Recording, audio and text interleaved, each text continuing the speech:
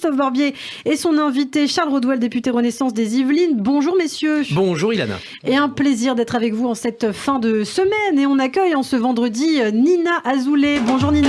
Bonjour Ilana et bonjour à tous. Alors en ce moment, j'arrête pas d'entendre parler du chat GPT. Ouais. Bon, c'est pas moi qui donne les noms, hein, voilà. Mais le chat GPT, pour ceux qui ne l'ont pas vu passer, on en parle partout, c'est un générateur de texte par intelligence artificielle qui répond aux demandes des internautes, tout simplement.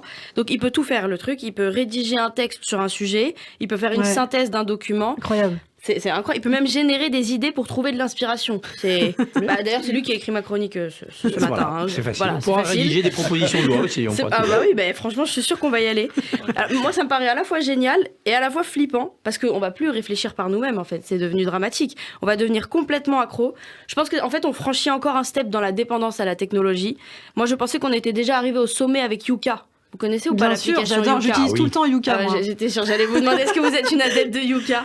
Tout le temps, tous les jours. Ah ouais, tous les jours. Tous les jours. Les cosmétiques, la nourriture, tout. Mais tout ce qui intéresse Ilana, quoi, voilà. Je remplace David.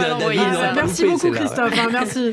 Non, mais c'est vrai que Yuka, les gens soit ne l'utilisent pas du tout, soit ils l'utilisent, c'est-à-dire matrixé complètement. En fait, j'ai l'impression que le geste est devenu addictif, tel le geste à la cigarette. C'est devenu. Je pense que c'est les gens addicts à Yuka. Bah, vous devez être la plus heureuse du monde quand vous passez aux caisses automatiques ou pas. Ouais, j'adore. Moi, j'adore quand je vois 100% excellent. Je me dis, c'est bien, je suis contente de mon achat. Non, mais je comprends la satisfaction. Mais c'est une très belle invention, Yuka. Mais par contre, je trouve que le problème, c'est qu'il n'y a plus de spontanéité. Par exemple, je peux être avec des amis qui sont matrixés par Yuka. On est dans un super buffet. Moi, je vais prendre, un sandwich. Tout de suite, je scanne sur Yuka. Mais moi, j'ai pas besoin. Je m'en fous de la teneur en sel du sandwich. Je sais que c'est mauvais pour mon corps. Je sais très bien que ça va me faire grossir, mais je m'en fous. Je veux juste réchauffer mon cœur, on va dire. Donc ça, c'est bon. Mais je trouve que c'est super. Et je me suis dit, ça pourrait être pas mal d'avoir un Yuka, mais version humain. Ah ouais, ça c'est pas mal. Ça serait pas mal. Pour juger les autres. Exactement. C'est-à-dire que la personne n'a même pas encore parlé, on arrive vers elle, directement tu dis attends, bouge pas, je te scanne. Mais alors si tu sors un truc du style score 14 sur 100, médiocre, après t'as le détail, tu vois sincérité, faible, teneur en promesse, faible, capacité à la mettre à l'envers, très forte, impact sentimental nocif. Bon bah ça c'est pour les politiques que vous dites ça là. Ça serait pas mal. Je me serais pas permise. Je pensais à l'hémicycle. Non, quand même. Non mais ça, on gagnerait. C'est une très bonne idée. Alors là, j'adore. Du temps, je valide.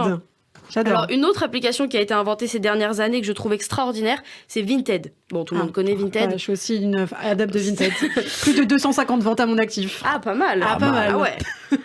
Alors moi, je trouve que cette application est extraordinaire, mais c'est pas tant pour son concept que pour la bêtise des gens qu'on retrouve dessus. Ce n'est pas contre vous, Ilana, je ne vous ai jamais croisé sur Vinted.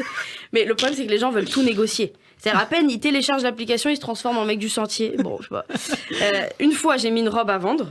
Toute neuve la robe parce que j'ai jamais pu la porter parce que j'aime bien. Enfin, j'aurais dû faire des scanner achats sur Yuka. compulsifs. D'accord, ok, j'ai compris. J'ai un peu trop mangé donc je pouvais pas la porter la robe. Mais c'est pas le sujet. Et il y a une femme qui était intéressée par la robe qui me demande de lui envoyer des photos de moi avec la robe portée. Donc elle a pas compris que je ne l'avais jamais portée. Il y a peut-être une raison.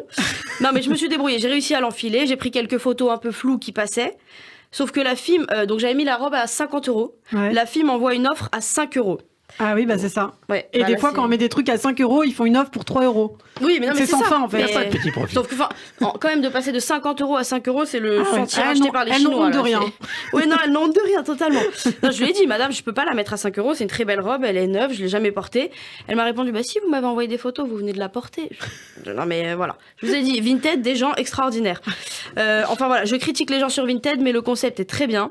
Ça permet de ne pas jeter et ça nous encourage à l'économie collaborative.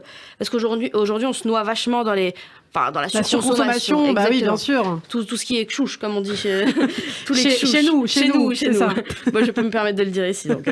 Mais moi, je peux fournir une partie de la solution pour arrêter la surconsommation. On n'a pas besoin de produire autant. Déjà, par exemple, il n'y a pas besoin d'autant de couleurs de vêtements. Par exemple, la couleur moutarde, il n'y a pas besoin. Non, je ne sais pas ce que vous en pensez. Pour moi, c'est non. Les gommes fluo en forme de palmier qu'on trouve chez Emma ou chez Jiffy. Bon, pour moi, il n'y a pas besoin non plus.